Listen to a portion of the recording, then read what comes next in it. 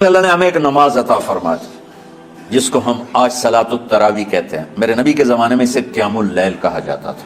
اس لیے حضرت عائشہ رضی اللہ تعالیٰ عنہ کی روایت ہے جس سے 8 رکعت والے حضرات استدلال کرتے ہیں کہ رمضان اور غیر رمضان میں اس کو امام بخاری نے قیام اللیل کا ہی عنوان دیا ہے. آپ نے 11 رکعت سے زیادہ نماز نہیں پڑھی.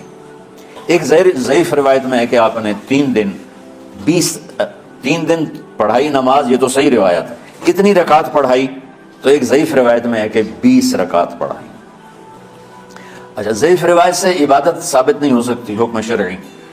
تو جب حضرت عمر رضی اللہ تعالیٰ عنہ نے سب کو، اب میرے نبی کے دور میں 3 دن کے بعد آپ تو آئے نہیں کہ کہیں فرض نہ ہو جائے، تو صحابہ اپنے طور پر قرآن سنتے تھے ٹولیوں میں.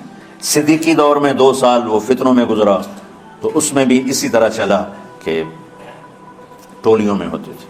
حضرت عمر رضی اللہ عنہ کے زمانے میں حکومت مضبوط ہو گئی، طاقتور ہو گئے.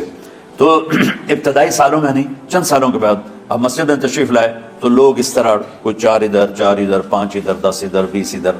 کہنے لگے ان کو ایک امام پہ جمع کر دیا جائے تو کتنا اچھا ہوگا. تو آپ نے سب کو اکٹھا کیا اور ابی بن کعب رضی اللہ تعالیٰ عنہ کو امام بنایا اور سب کو ایک نماز پہ جمع کر کے 20 رکعت کا حکم عطا فرمایا. تو حضرت عمر کا یہ عمل اس حدیث کو مضبوط کر دیتا ہے کہ چونکہ میرے نبی نے کہا علیکم بسنتی و سنت الخلفاء الراشدین من بعدی، کہ میری اور میرے خلفاء راشدین کی سنت پر مضبوطی سے عمل کرنا.